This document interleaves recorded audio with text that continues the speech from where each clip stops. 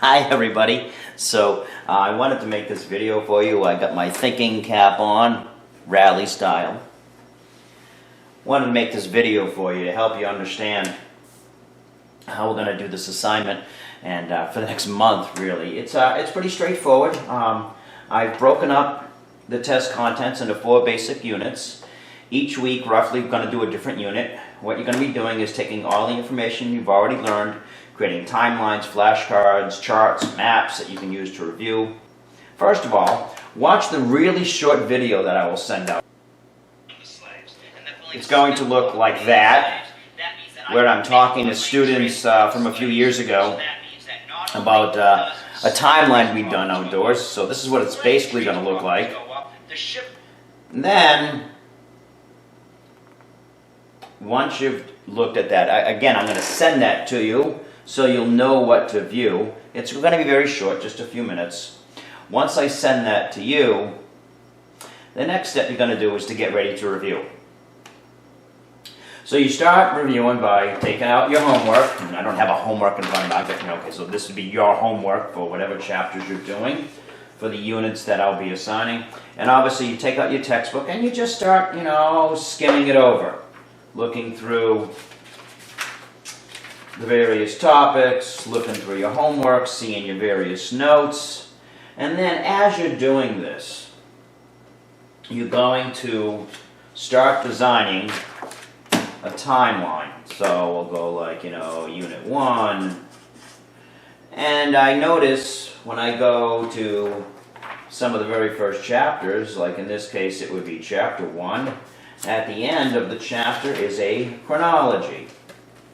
And that chronology starts like 30,000 BC. I don't want to start way back then. So, I'm probably going to start, let's just make it nice and simple. Let's start with 1000. And of course I know a big date's going to be, 1492.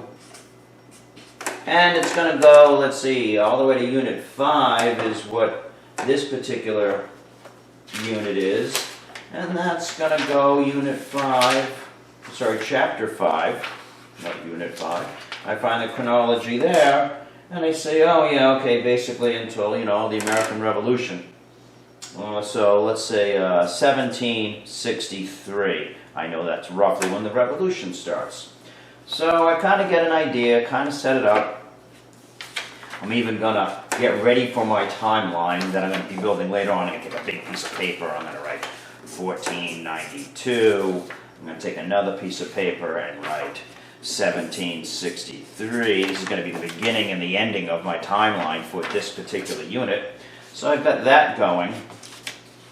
And then I'm just going to, again, skim through, look at the basic timelines, try to get an idea of what some of the major events are going to be. So, for example, looking at the timeline for Chapter 4 here, I notice that the foundations of the various 13 colonies all took place in the early 1600s. So I'm going to write 13 colonies begin to form. So I notice that, big ideas. I'm only focused on the big ideas right now. That's a big part of this story. I know that looking at the Chapter 5 chronology, that I begin to see certainly there's a lot of Indian wars going on in the 1700s, and especially, there we go, look at that, there's the Great Awakening. I know that's a big deal. So I'm going to take another piece of paper and write Great Awakening, because that's a big idea in this particular chapter. So I'm just going to go through the chapters very, very quickly, very roughly, just kind of skimming them, looking for any other major ideas.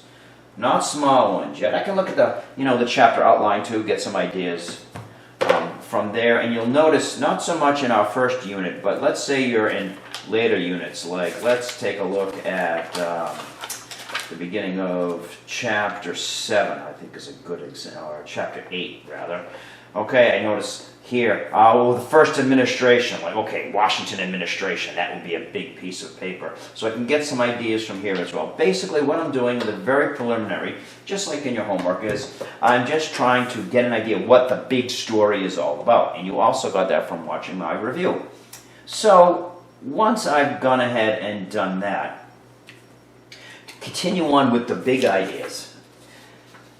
Think of it this way. The way we're learning this is who, what, when, where, why, really, okay? So this is kind of the who and the whens right now.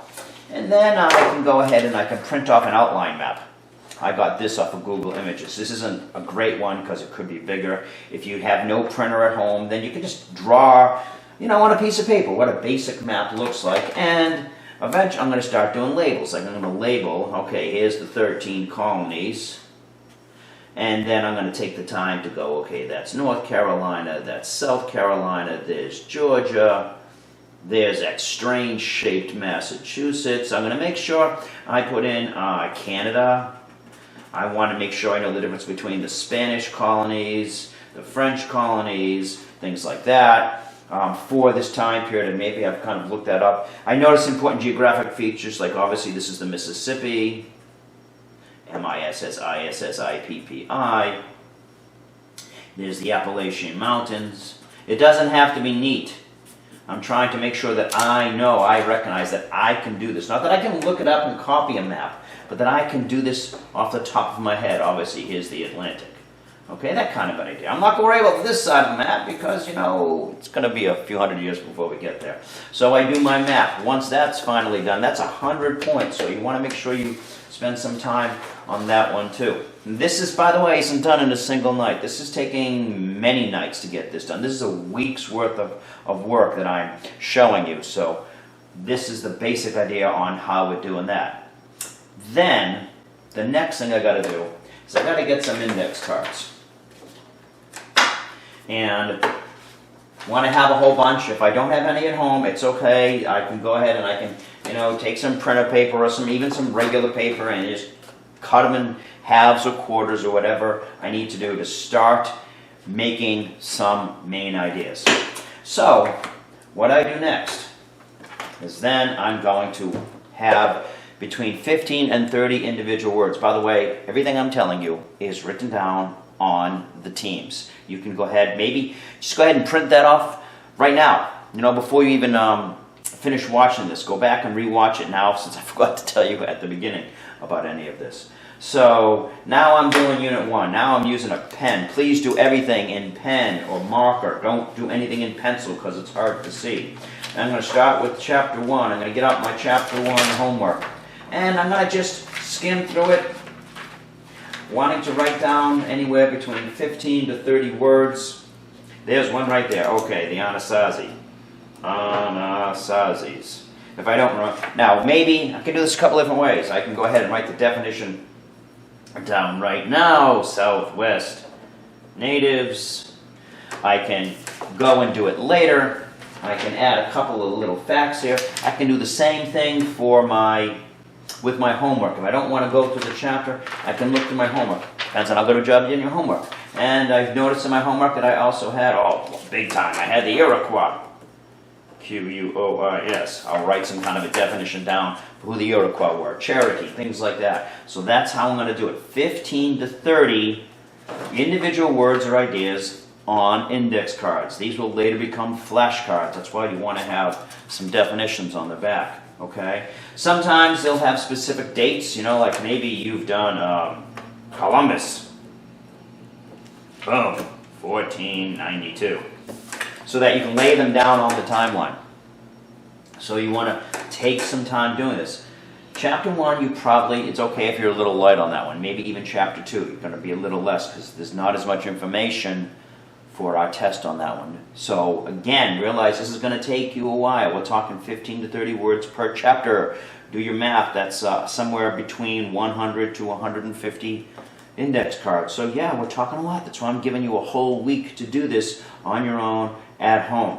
So now you've done index cards also. This is also another 100 points. You're getting 100 points for the map. Then you're going to go and you're going to turn all of this into some kind of a timeline.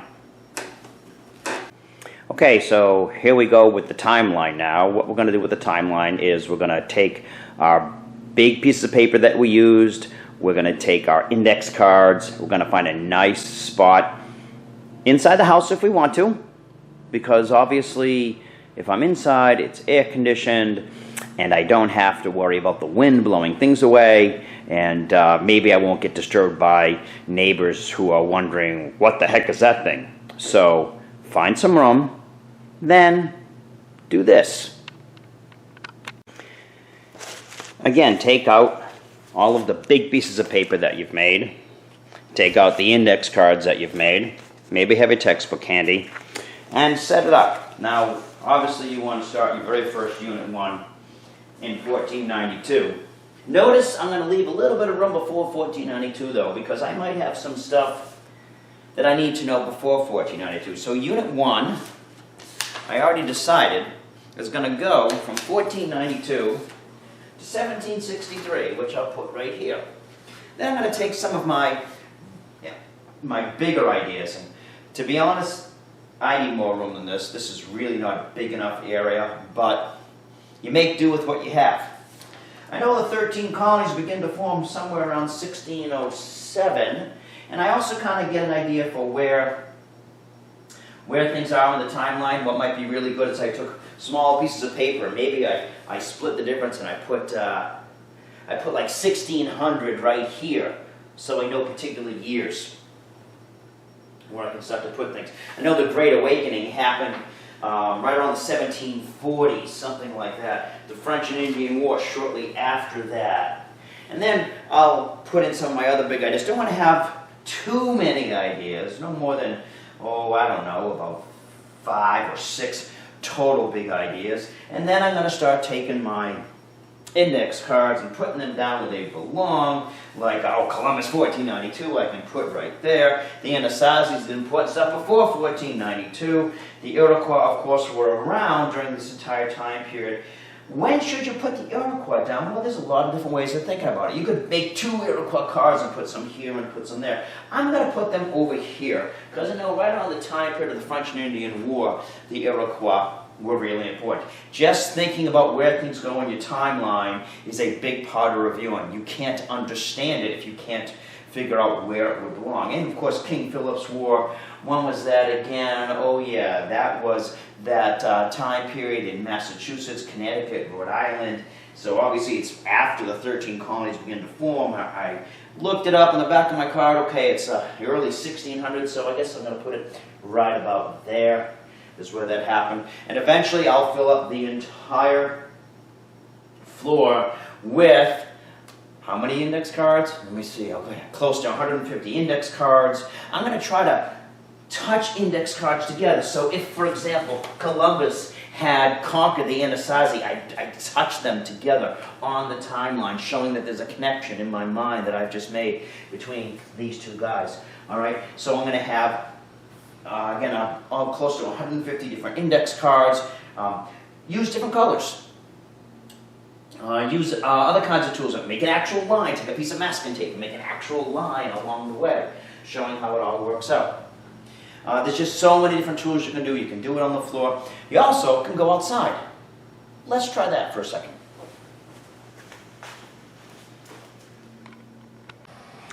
So, let's say you want to do your timeline outside.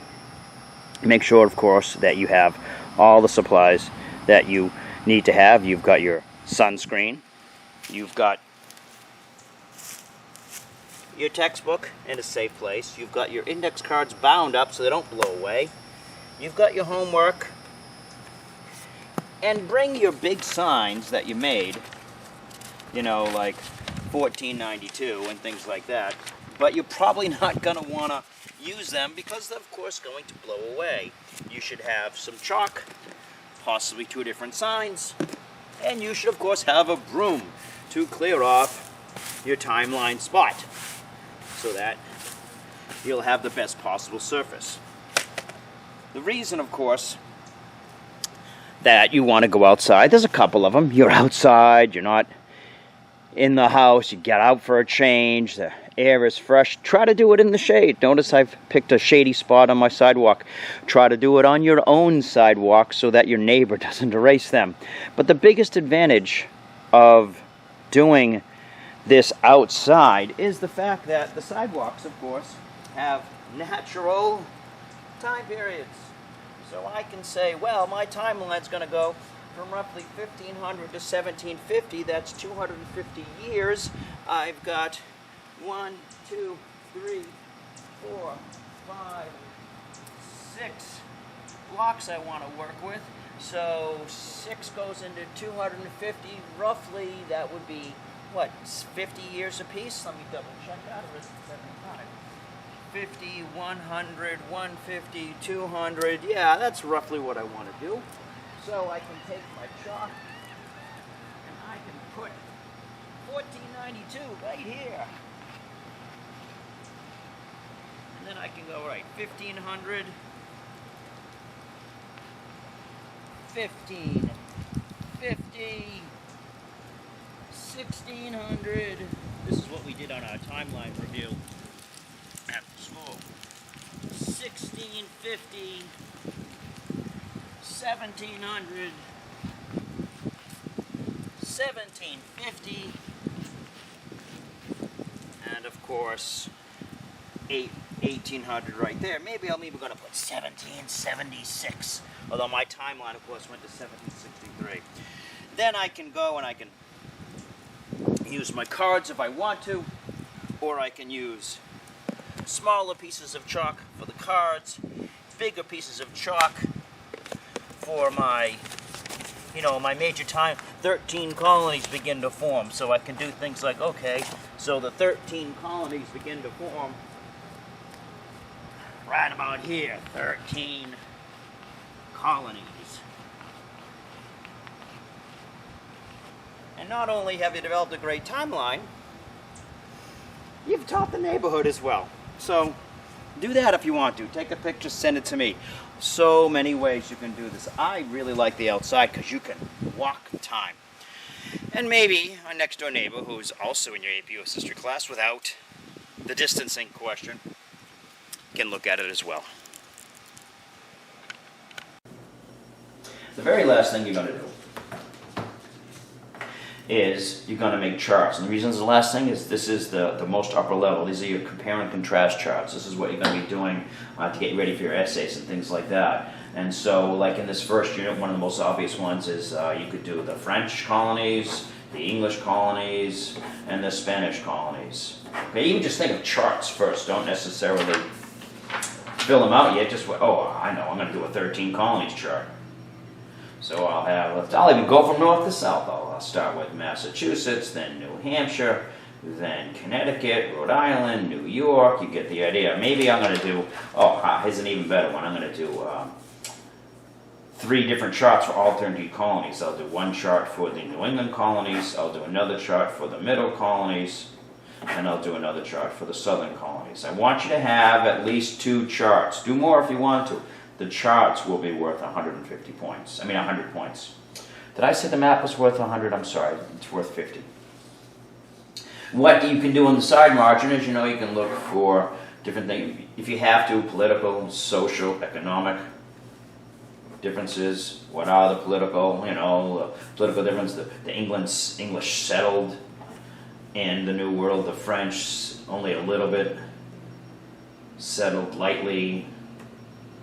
The Spanish conquistadors, something like that. Okay, so again, you can kind of keep it kind of basic, or you can get a little more specific, like with your 13 colonies. You can do leaders. You can do events. Who the Indians were that they had to deal with is a big deal. So you can make charts like that, compare and contrast. This is the kind of thing you are going to have to do in the essays. So that, again, is going to be worth 100 points. So by the end of the week, you've done 350 points worth of work. You've made index cards. You've made a map.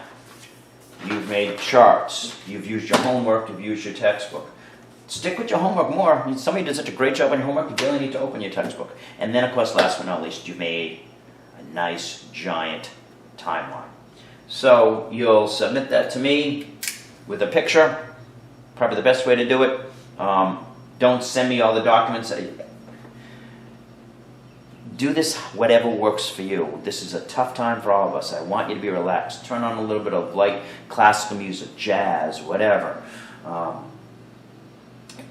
However you want to make this work. Obviously, don't get together with your friends. That would kind of ruin the whole idea of social distancing. But take your time with it. The first unit will be a little bit lighter because there's less words, but we want to spend a full week on it because we studied it so long ago. Take your time. I will be there for questions. Email me either through Teams. I'm still trying to figure out how that works. Or through Pinellas County School Mail, my KAYA@PCSB.org. Here, I'll write it down for you. KAYA@PCSB.org. I'll continue to put videos on YouTube that will help you, so you can go on that Mr. K YouTube channel, and we will get through this. As long as you are trying, as long as you are putting in effort, as long as you're creating some quality, you'll be fine. And we'll pass this exam. You know, in some ways, this might be the easiest APUS exam we've ever had to do, because you guys are ready. You have learned all this stuff. I am so pumped to see how well you do. So good luck. Talk to you soon.